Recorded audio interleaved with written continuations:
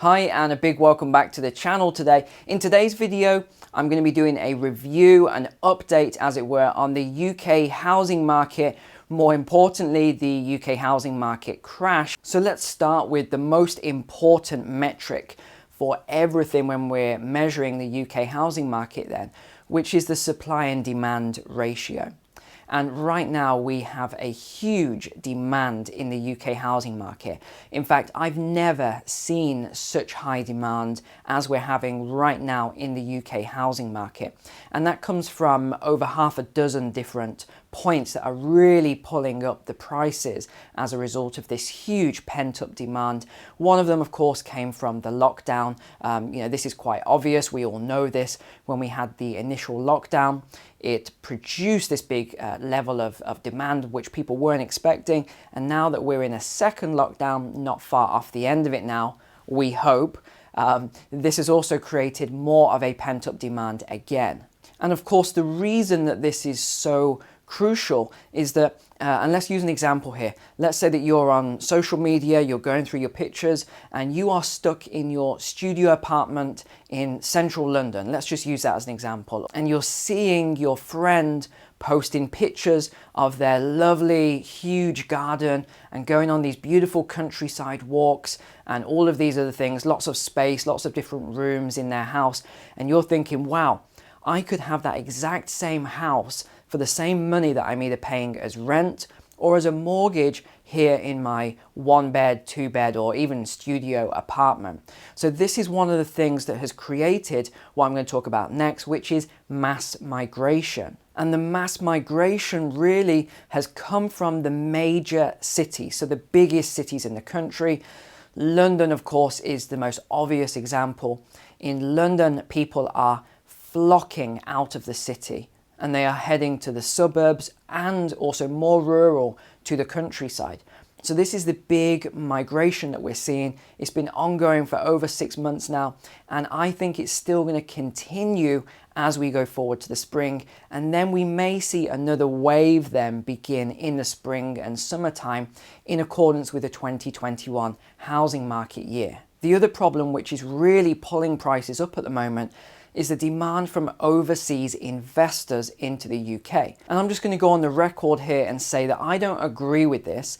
I don't agree with the government plan and how they allow so much overseas investment into the UK housing market, because this causes speculation and this increases the prices of houses. Now, I'm not going to say that we should have no overseas investment into the UK or anything like that, but I think you've got to take on board we are a very small island. There's already a shortage of houses, and a lot of people, going back decades and decades, their wealth, their store of money has been in their home. They've paid down their mortgage. That is their pension pot or their nest egg for the future.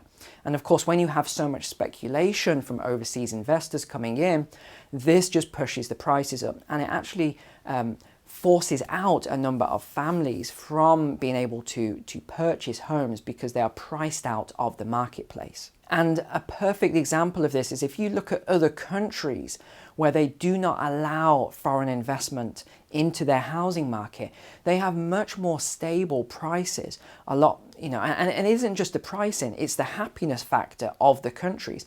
If you look at some of the countries with the happiest people, it's where they don't allow this foreign investment into the country, because more people can get on the housing market, the prices are more affordable, and it's more of a community feel. Hi, if you're getting a lot of value from this video so far, would you just do me a quick favor? Would you click the like button below? It just helps to boost this video in YouTube algorithm so it gets ranked. And why not subscribe to the channel while you're here? I bring you videos like this every week. The next major factor which is pushing up prices at the moment is mortgage interest rates. Now, right now they are historically low. We've never seen rates this low ever before. And what this does, unfortunately, people don't buy houses based on the price of the house. What they buy it on is the monthly payment. We've fallen into this huge debt cycle, and it's a bad debt cycle, by the way. This isn't a good debt cycle. And what happens now is people are buying everything on the monthly payment. Cars and electronics and your phone and now houses and things like that. whereas before people would buy based on the price of the item. So this is now the situation we find ourselves in. And people, and this is the problem we're going to get in the near future, because the rates are so low right now, people and the brokers aren't telling people, well, in the future, rates could go up by, let's say, 5%. So, it could be 5 years down the line. But what happens if you get an average price house, and it's about $250,000 right now in the UK, you buy an average price house, and even if it goes up by 1%, that interest rate at the end of the term goes up by 1%, that's going to increase your monthly payment by about £200. So yeah, that would be, roughly £200 just over per month, just in interest. Okay, that's just in the interest on that mortgage payment every single month. I don't think people are factoring this in. Now that's just 1%. Now imagine if it was 5% or more.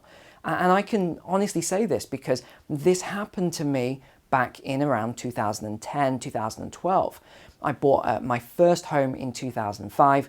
I got a ridiculously low interest rate, but then when it came to refinance, rates had gone up, and I had what's known as being underwater on my property. I was in negative equity because I'd bought around this time now at the peak, and then when prices dropped, I couldn't refinance. This is a huge risk just waiting out there that's going to hit a lot of people. And I've been warned against this, but it hasn't made any impact at all. People are still going out there and buying houses like crazy on these low interest rates, maxing out their monthly payment, just assuming they're going to get pay rises and things like that in the future, when actually we're probably going to see pay decreases over the next 2 to 3 years. The next problem that I can see is that the government have now announced 95% mortgages again. So this is focused at first-time buyers initially. And again, all of these programs that you're hearing about here, I'm going to talk about the green tax and things like that. These things, all they're doing is trying to stop a housing crash. The government know the housing market's going to go down. It's, they would be foolish not to know. So why are they doing all these incentives?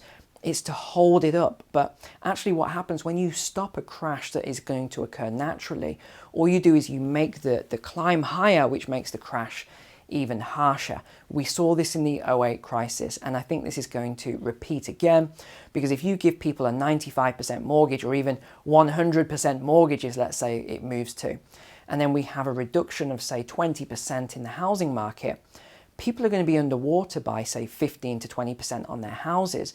Why would they keep paying that mortgage payment knowing they could be underwater for the next decade? A lot of people will walk away. We could have this whole subprime crisis all over again. This is just, again, a disaster waiting to happen. And I'll just quickly touch on this green tax, or green incentive, should I say. The government have announced this energy saving home improvement type program. They did this big blow off announcement about it, and then it just sort of disappeared and fizzled away. But it's basically that you can do home improvements on your property to help lower carbon emissions, and they'll give you all these grants for it. Again, I personally think that because the timeline and how they set it up, this was just to stop people from selling their homes until they could get these grants and then start doing it to stave off again any decline in housing prices. And then before I come on to the big one, the other thing that we need to know, and I think a lot of people don't know this, I haven't seen anyone talking about this, is that we have a big issue right now in the UK. And that is that a number of business owners have taken this bounce back loan, which was a free, interest-free loan with no security. So if your business collapses, you don't have to pay it back. A number of people have taken these bounce back loans and they've used them to invest in the property market, which actually isn't strictly legal, but of course this is what's happened. I don't know how many of these have gotten through, but now let's come on to the biggest thing that's holding up the housing market, and it is going to help it to decline as we move forward, and that is the stamp duty holiday on homes worth up to £500,000.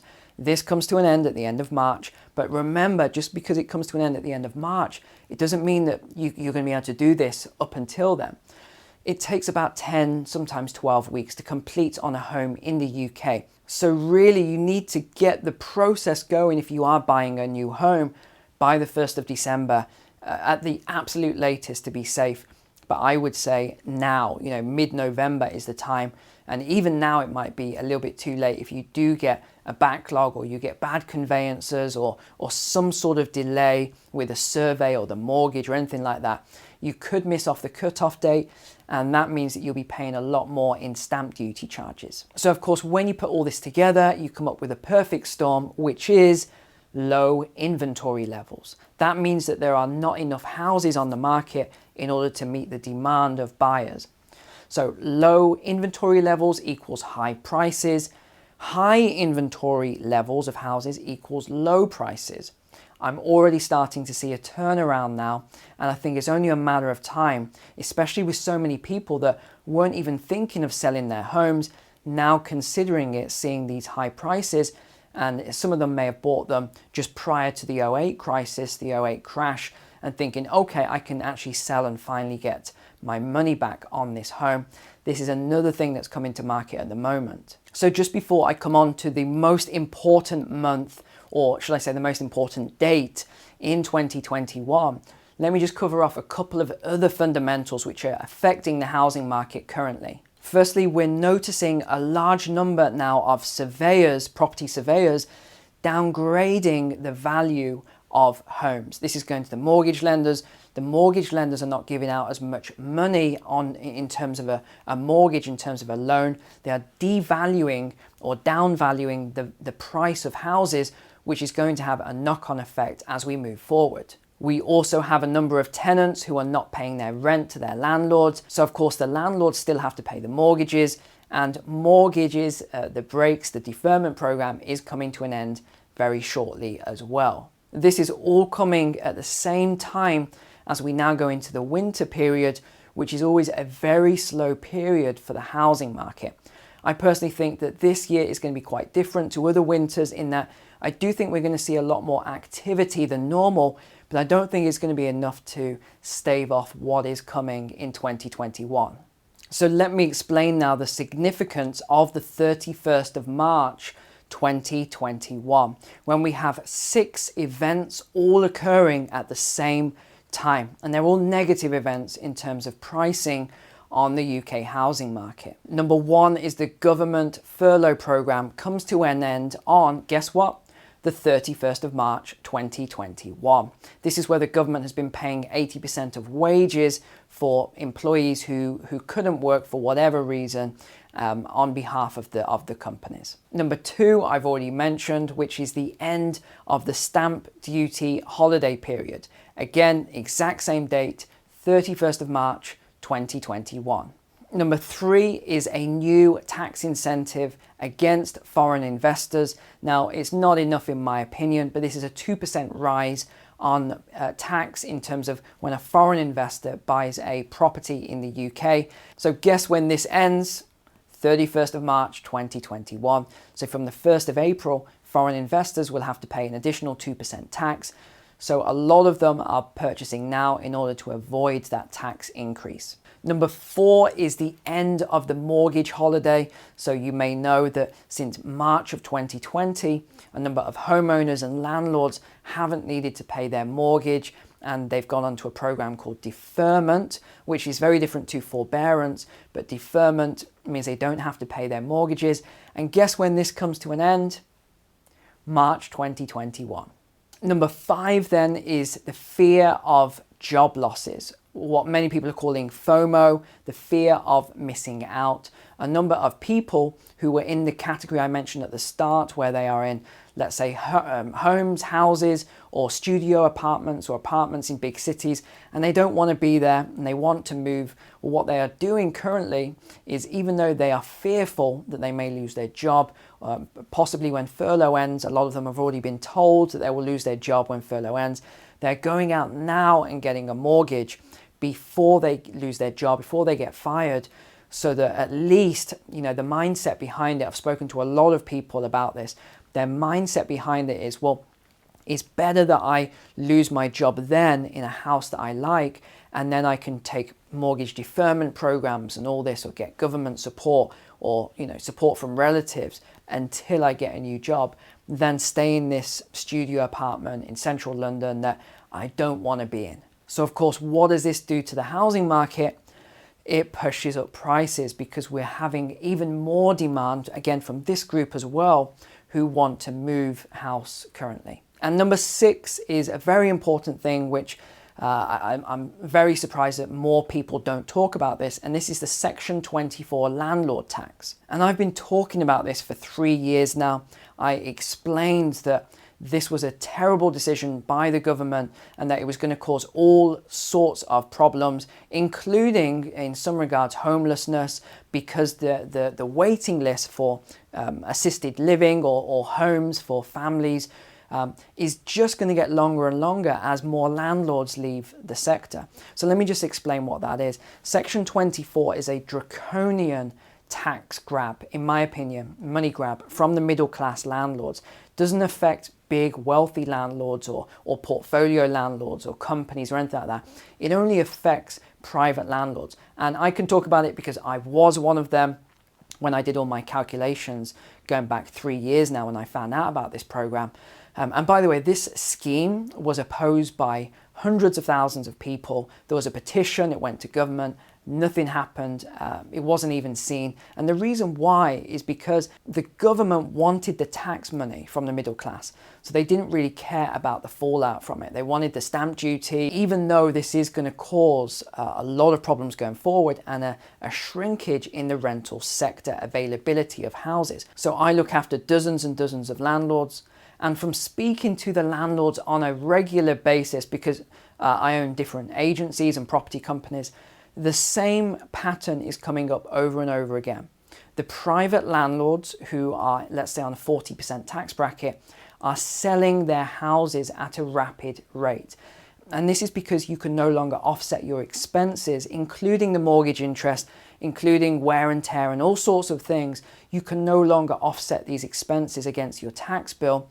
So what's happening is landlords, and I was one of them that said, well, I'm actually going to lose money because of my tax bracket on my rental houses. So I simply exited the market. I was going to exit anyway because I was concerned about a housing crash. But now we're seeing regular everyday landlords selling their houses, and they're starting to come onto market around this period now. We're seeing a lot more people come to market with these houses at a time when, yes, there is high demand, but as we go into the new year, if that demand drops, which I believe it will, then what is going to happen is that we're going to have an oversupply added to the oversupply of houses. This is only going to bring house prices down further. So as you can probably guess then, my outlook for the UK housing market in 2021 is not a positive outlook. I do believe we are still going to go into this crash. I do believe prices are coming down quite significantly. As we see the increase in inventory go up, I believe combined with the lack of demand coming down, we are going to see a movement in housing prices. And there's already a couple of locations geographically where we're seeing this happen in the UK already. And I think this is just a pattern of what is to come going forward. So thank you so much for watching my video today. Please click the like button if it was helpful for you. Why not subscribe to the channel? I bring you videos like this, finance videos, at least every week. Most people seem to get a lot of value from them. I hope you will as well. So thank you so much. Take care. God bless for you and your family, and I will see you next week.